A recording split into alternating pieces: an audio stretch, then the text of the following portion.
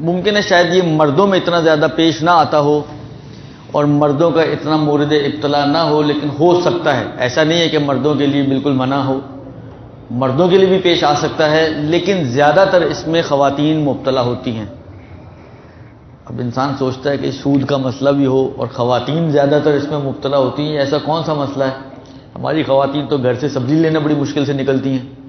ان کا بس چلے تو وہ بھی جو ہے، آج کل تو ہوم ڈیلیوری سسٹم سبزی والوں نے بھی شروع کر دی ہے، تو سارے کام، آدھے کام ویسے ماسیاں کرتی ہیں، چیزیں سب باہر سے منگوا گئیں تو خود آرام سے بیٹھی رہیں۔ تو اس لیے اب وہ کون سی ایسی چیز بچ گئی جو خواتین سے بھی ریلیٹڈ ہو اور اکثر خواتین بھی اس میں ملوث ہوتی ہوں؟ تو وہ ایک مسئلہ ہے کہ جو بہت سے، یعنی اکثر اوقات تو یہی ہوتا ہے کہ انسان کی توجہ اس کی طرف نہیں ہوتی، اور جس کو کہتے ہیں من حیث لا یشعر، غیر شعوری طور پر وہ اس سود میں انسان مبتلا ہو جاتا ہے، اور وہ مسئلہ ہے سونے کو سونے کے ذریعے بیچنا۔ عام طور پر شادی بیاہ کے موقع پر، کسی کے لین دین کے موقع پہ، کوئی بہت ہی، وہ بھی بلاخر پلٹ جاتے شادی بیاہی کی طرف، کسی بہت ہی قریبی کی شادی ہے، بہت لیا ہوا ہے تو اب دینے کا مرحلہ ہے، تو آپ چاہتے ہیں کہ مثلا فرض کریں کہ گولڈ کی چیز اس کو دے دیں، یا ویسے ہی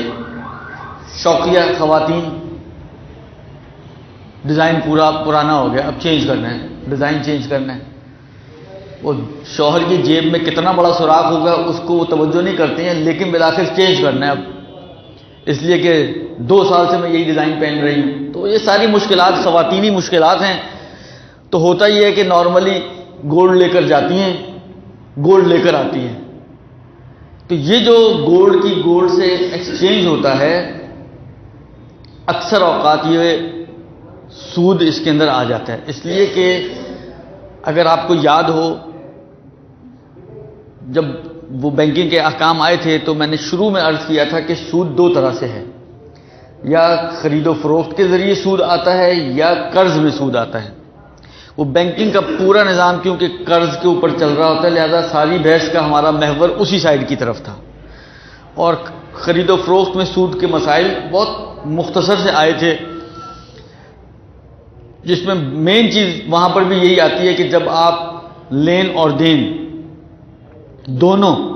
کسی ایسی چیز کے ذریعے کریں کہ دونوں کی جنس ایک ہی ہو، گندم کے بدلے گندم، جو کے بدلے جو، کھجور کے بدلے کھجور، لین اور دین دونوں ہی ہم جنس چیزوں میں ہو، تو وہاں پر اگر کمی اور زیادتی ہو جائے تو اس کو شریعت نے سود مانا ہے۔ آپ 1 کلو کھجور دیں، 1 کلو کھجور دے کر آپ نے فرض کرے 1.5 کلو کھجور لے لی، تو یہ جو آدھا کلو آپ نے زیادہ لی ہے یہ سود ہے، اس کو شریعت نے سود مانا ہے اور یہ حرام ہے۔ اور سود کی وہ ساری روایتیں اور جو اس زمانے میں کچھ اشارتاً میں نے عرض کی تھی وہ سب اس مورد کو بھی شامل ہیں۔ تو یہ جو بحث آج کی جو مسئلہ میں آپ کی خدمت میں پیش کر رہا ہوں وہ بھی ایک اعتبار سے دیکھیں تو اسی کا ہی ایک مصداق ہے، ہم جنس چیزوں کو بیچنا، لیکن فقہ میں اس کو خاص طور پر اہمیت دی جاتی ہے، اور ایک خاص پرٹیکولر اس معاملے کا نام رکھا گیا ہے فقہ میں، جس کو بیع صرف کہا جاتا ہے، صرف سواد سے، یعنی صرف کہتے ہیں نقدین کو۔ نقدین کی جب بھی بات آتی ہے فقہ میں تو نقدین سے مراد ہوتا ہے سونا اور چاندی۔ تو جب بھی سونے چاندی کو سونے چاندی کے مقابل میں بیچا جائے، سونے کو سونے کے مقابل میں، چاندی کو چاندی کے مقابل میں، تو اس خاص پرٹیکولر معاملے کو بیع صرف کہا جاتا ہے، یعنی نقدین کا معاملہ۔ اس کے اندر یہ احکام آتے ہیں کہ جب بھی آپ مثلا چاندی کو چاندی کے مقابل میں یا سونے کو سونے کے مقابل میں بیچ رہے ہوں، تو عام طور پہ ہوتا یہ کہ خواتین مثلا ایک سیٹ جو اس کے پاس پرانا سیٹ ہوتا ہے وہ ایک دوسرا سیٹ پسند کرتی ہے، چوڑیاں پرانی ہیں، نئی چوڑیاں پسند کرتی ہیں، اور ان کو چینج کر دیتے ہیں۔ اور اس کی جو فقہی شکل، جو صحیح والی شکل بنتی ہے وہ یہ بنتی ہے کہ بجائے اس کے کہ ایکسچینج کریں، کرنا یہ چاہیے ان کو کہ معاملہ کریں، یعنی 2 معاملے بنے، ایک معاملہ نہ بنے۔ ایک معاملہ بنے گا تو ایکسس جب آ گیا سونے کے بدلے، مثلا فرض کریں آپ کی چوڑیاں جو ہیں وہ اعلیٰ فرض کریں 10 گرام کی ہیں، جو لے رہی ہیں وہ 12 گرام کی ہیں، تو 2 گرام زیادہ آپ کو آ رہا ہے، تو یہ جو ہے سود بن سکتا ہے۔ اس کو سود نہ بننے دیں، اس کا طریقہ یہ ہے کہ آپ 2 معاملے کریں۔ ایک معاملہ یہ کریں کہ آپ مثلا پہلے اپنی چوڑیاں بیچیں، اور دوسرا معاملہ یہ کریں کہ اس سے نئی چوڑیاں خریدیں۔ ایکسچینج نہ کریں، بلکہ چوڑیوں کو چوڑیوں کے بدلے ایکسچینج کرنے کی بجائے پہلے آپ اس کو چوڑیاں بیچیں۔ مثلا فرض کریں یہ چوڑیاں 10 گرام کی ہیں، کتنے کی ہیں؟ سے 5,000 روپے کی۔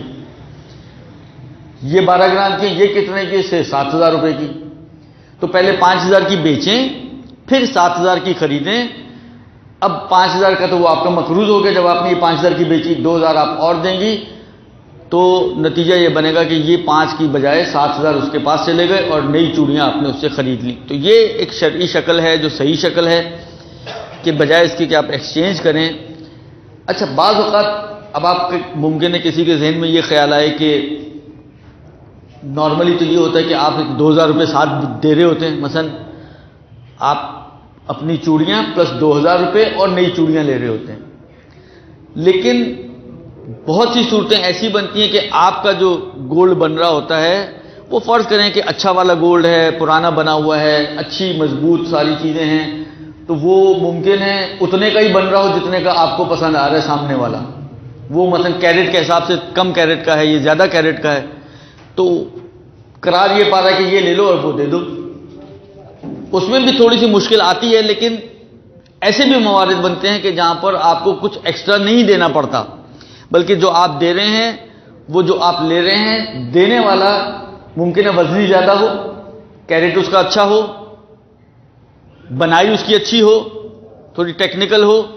جو آپ لے رہے ہیں وہ ان 3 اعتبار سے اس کی نسبت ہلکا ہو، تو آٹومیٹکلی کیا ہو جائے گا، ممکن ہے نیا ہے تو مثلا فرض کریں وہ بھی 7,000 کا، تو یہ جو آپ دے رہے ہیں پرانا ہونے کے باوجود یہ بھی 7,000 کا ہی بن رہا ہے، تو اس نے کہا ٹھیک ہے یہ دے دو اور وہ لے لو، دونوں کی قیمت ایک جتنی ہے۔ تو خواتین نارملی کیا کرتی ہیں، شاید میں نے کہا نا کہ یہاں تو بہت سے شاید مرد بھی متوجہ نہیں ہوتے ہیں، اگر خواتین کا میں اس لیے تذکرہ کروں کہ نارمل یہ کام خواتین کے کام ہے، یہ ان کا شعبہ ہے، یہاں پہ وہ شاپنگ کرنے کے لیے بڑے شوق سے نکلتی ہیں، لہذا یہ کام انہی کا ہوتا ہے تو وہی کر رہی ہوتی ہیں۔ اچھا، اس میں یہ بھی کوئی فرق نہیں پڑتا، آپ کہیں جی ہمارا اچھا ہے ان کا گھٹیا والا ہے، مثلا جیسا ابھی مثال دی میں نے، آپ کا جو گولڈ بنا ہوا ہے وہ 24 کیرٹ گولڈ کا بنا ہوا ہے سیٹ مثلا یا چوڑیاں، اور سامنے جو آپ لے رہے ہیں وہ مثلا 21 کیرٹ گولڈ کی آپ چوڑیاں لے رہی ہیں، لہذا آٹومیٹکلی ریٹ ڈفرینس آ جائے گا، تو آپ کا وزن ممکن ہے اس سے زیادہ ہو، جو آپ کو پسند آئی ہے اس کا وزن ممکن ہے کم ہو، یہ دونوں چیزیں پلس مائنس کر کے دونوں ایک جیسے بن رہے ہیں، کوئی فرق نہیں پڑتا، ایک طرف گھٹیا ہو، ایک طرف عمدہ ہو، ایک طرف بنا ہوا ہو، ایک طرف آپ گولڈ کوائن دے رہے ہیں اور اس کے اگینسٹ لے رہے ہیں، ایک طرف بنا ہوا ہو، ایک طرف خام ہو، کوائن کی شکل میں ہو، بسکٹ کی شکل میں ہو، کسی بھی صورت میں کوئی فرق نہیں پڑتا، اگر ان میں کمی اور زیادتی ہے تو یہ سود بن جائے گا، اور سود ہونے کی وجہ سے یہ معاملہ حرام بھی ہے اور باطل بھی ہے، گنہگار بھی ہے، اور وہ ساری سود والی جو روایات ہیں اس کو شامل ہو سکتی ہیں، اور باطل بھی ہے، اس لیے کہ سودی معاملات جو ہیں وہ باطل بھی ہوا کرتے ہیں۔ لہذا اس کا جو شرعی طریقہ ہے وہ میں نے آپ کی خدمت میں عرض کیا کہ اس کو 2 معاملوں کی شکل میں کریں، اپنا گولڈ پہلے اس کو بیچیں جو بھی قیمت بنتی ہو، پھر نیا گولڈ اس سے خریدیں، پھر جو بھی قیمت بنتی ہو اور وہ ڈفرینس آف ریٹس جو ہے وہ آپ اس کو یا دے دیں یا اس سے لے لیں، تو یہی معاملہ بالآخر ہوا وہی ہے۔ دیکھیں دونوں صورتوں میں ہوا کیا ہے، پہلی صورت جہاں پہ آپ ایکسچینج کر رہے ہیں ہوا یہ ہے کہ نیا گولڈ آپ کے پاس آ گیا، پرانا گولڈ اس کے پاس چلا گیا۔ دوسری صورت جہاں پر آپ معاملہ کر رہے ہیں کہ پہلے اپنا بیچا ہے پھر اس سے خریدا ہے، تو ایٹ دا اینڈ ہوا تو یہ ہے نا کہ نیا گولڈ آپ کی جیب میں، پرانا گولڈ اس کی جیب میں، لیکن وہی والی بات ہے شریعت نے ایک کو مانا ہے ایک کو نہیں مانا۔ شریعت کہتی ہے یہ طریقہ غلط طریقہ ہے، اس طریقے سے کام کرو گے تو سود بن جائے گا، حرام بھی ہے، گناہ بھی ہے۔ یہ طریقہ صحیح طریقہ ہے، اس میں نہ سود بنے گا نہ حرام بنے گا، معاملہ بھی صحیح ہے اور آپ کا کام بھی ہو گیا۔ کام دونوں صورتوں میں ہو رہا ہے، لیکن ایک صورت میں حرام کر کے ہو رہا ہے، ایک صورت میں حلال طریقے سے ہو رہا ہے، فرق صرف اتنا ہے۔ اب انسان کیا پسند کرتا ہے وہ اس کا اپنا ذوق ہے کہ اس کو کیا پسند کرنا چاہیے، بے عنوان مومن بہرحال اس کو حلال طریقے کو پسند کرنا چاہیے، بہت سے پڑھے لکھے لوگ جو اپنے آپ کو بہت پڑھا لکھا سمجھتے ہیں، انٹلیکچوئل قسم کے لوگ، وہ کہتے ہیں یار کیا فرق پڑتا ہے، کام تو وہی ہو رہا ہے نا. بھائی اگر چلیں تھوڑی دیر کے لیے مان لیتے ہیں کیا فرق پڑتا ہے، کام وہی ہو رہا ہے. جب وہی ہو رہا ہے تو اس طرح کر لو پھر. بھائی اگر وہی ہو رہا ہے اور کوئی فرق نہیں پڑتا تو بجائے اس کے کہ اس طرح کرنے کے اسی طرح کر لو. اگر کوئی فرق نہیں پڑنا تو چلو آپ ہی تھوڑا سا چینج کر لو، ہماری تسلی ہو جائے گی، ہم لوگ خوش ہو جائیں گے، خدا خوش ہو جائے گا، اللہ راضی ہو جائے گا، اہل بیت راضی ہو جائیں گے. کتنا بڑا فرق پڑ رہا ہے. اس کے ذہن میں نہیں ہے کہ یہ بھی کوئی فرق ہوتا ہے کہ ایک صورت میں خدا ناراض ہو رہا ہے، ایک صورت میں خدا راضی ہو رہا ہے، ایک صورت میں محمد اور آل محمد جو ہیں وہ ناراض ہو رہے ہیں، ایک صورت میں وہ راضی ہو رہے ہیں. تو فرق تو بہت بڑا پڑتا ہے، لیکن اس کی عقل میں نہیں آتا یہ فرق. وہ اس کو فرق ہی نہیں مانتا اور نہ سمجھتا ہے. لہٰذا وہ کہتا ہے فرق کیا پڑتا ہے. ہم کہتے ہیں کہ چلیے جی کوئی فرق نہیں پڑتا تو ویسے کر لے گی، ایسے کر لو، تمہیں کیا فرق پڑتا ہے. جب کوئی فرق پڑتا ہی نہیں تمہارے حساب سے تو پھر چینج کرنے میں کوئی حرج تو نہیں ہے نا. لہٰذا یہ ایک طریقہ ہے کہ جس میں یہ معاملہ صحیح ہو سکتا ہے. اور یہ بہت مبتلا بے ہے خواتین کے حوالے سے بالخصوص، اور بالعموم تو سب کے لیے، کسی کے لیے بھی پیش آ سکتا ہے. لہذا اس بات کا خیال رکھنے کی ضرورت ہے. برحمتک یا ارحم الراحمین وصلی اللہ علی محمد وآلہ الطاہرین.